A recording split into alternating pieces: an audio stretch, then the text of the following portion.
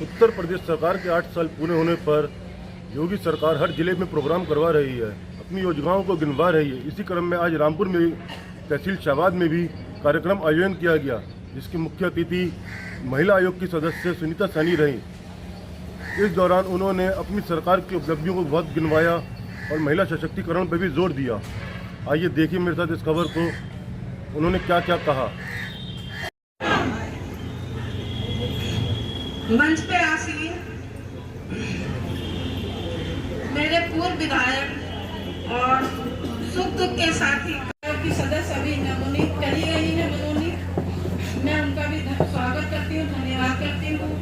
पूनम देवी सागर जी हैं और सुरेन लाल जी हैं, मैं इनका भी वेद प्रकाश सागर जी हैं, इनका भी स्वागत करती हूँ, धन्यवाद करती हूँ। गणेश सिंह मतलब अध्यक्ष हैं हमारे शाहबाद नगर से। सभी आज के इस कार्यक्रम में हमारे सरकार की योजनाएं, जो इतनी करोड़ों लाखों योजनाएं हैं, जो हमारी ग्रामीण महिलाएं हैं इस योजनाओं से वंचित हैं। ये कार्यक्रम ब्लॉक में इसलिए रखा गया है कि ग्रामीण महिलाएं को इस योजनाओं को हम अवगत करा सके, बता सके कि हमारी सरकार की क्या क्या योजनाएं चल रही है, भी ले सके। मेरी बहनें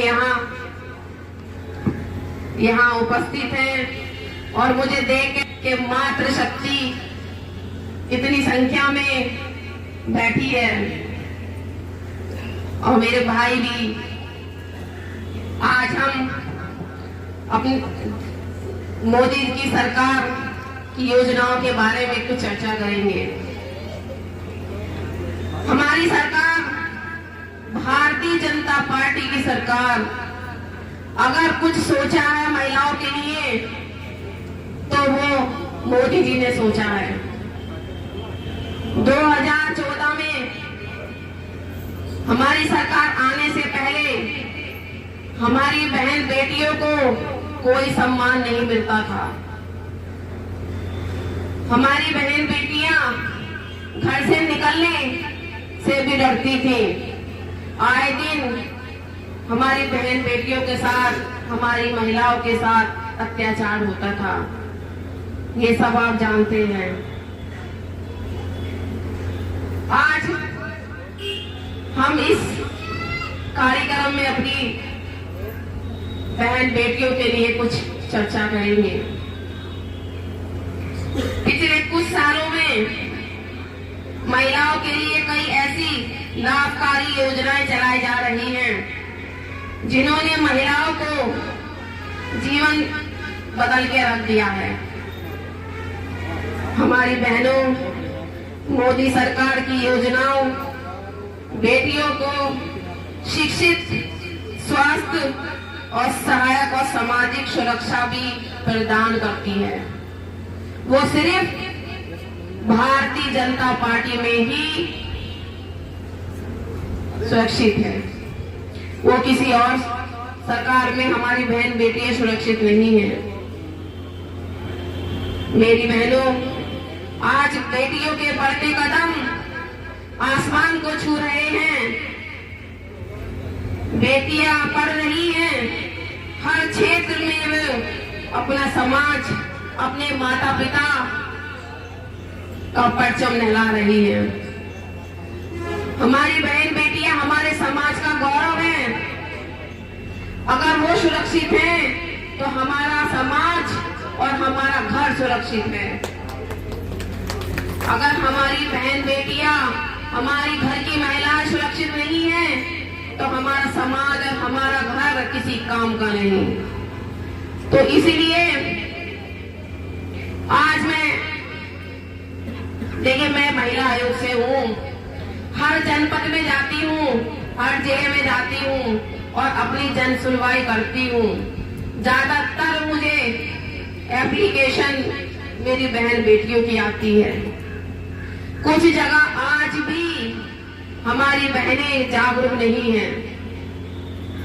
जागरूक होना पड़ेगा क्योंकि हमें लव जिहाद से अपनी बहन बेटियों को बचाना पड़ेगा, तभी हम मजबूत हो पाएंगे। और मैं जितनी माताएं यहाँ बैठी हैं, मैं उन सभी माताओं से ये कहना चाहती हूँ कि अपनी बेटियों को इतना मजबूत बनाइए कि वो बाहर की दुनिया से लड़ सके और लव जिहाद के चक्कर में ना पड़े। क्योंकि आज भी स्कूल कॉलेज मेरी बेटियां जाती हैं, मेरी बहनें जाती हैं, तो वो आज भी दूसरे के चक्कर में लग जाती हैं। क्योंकि बहुत सारे केस ऐसे मेरे सामने आते हैं। तो हम माँ एक ऐसी चीज है कि हम अपनी बेटी को समझा सके, उनकी सहेली बनके, उनकी दोस्त बनकर साथ रहे, उनको समझाएं, ताकि नीडर होकर अगर बाहर उनके साथ कुछ हो रहा है तो अपनी सबसे पहले अगर अपनी माँ को बताएं। इतना अपनी बेटी के नजदीक आप रहिए। मैं ये झूठ बात नहीं कह रही, मैं ये बहुत सच बात कह रही हूँ आपसे, क्योंकि आज भी हमारी बेटियां भटक जाती हैं। देखिए, हम हर जिले में, हर ब्लॉक में जाकर अपनी बहन बेटियों को समझाते हैं। हम तो समझाकर चले आते हैं, लेकिन उनको असर अपनी माँ का होगा। माँ ही एक ऐसी बहन, सहेली, दोस्त बनकर अपनी बच्चियों को समझाएं, उनको कहें कि मैं इतना मजबूत बनाएं कि वो अपने पापा से तो नहीं कह सकती, लेकिन अपनी माँ से जरूर कहेंगी। अगर उनको बाहर कुछ गलत किसी ने बोला है तो अपनी माँ से आकर कहे, ताकि उनके खिलाफ कोई एक्शन हो सके। चुपचाप ना बैठे।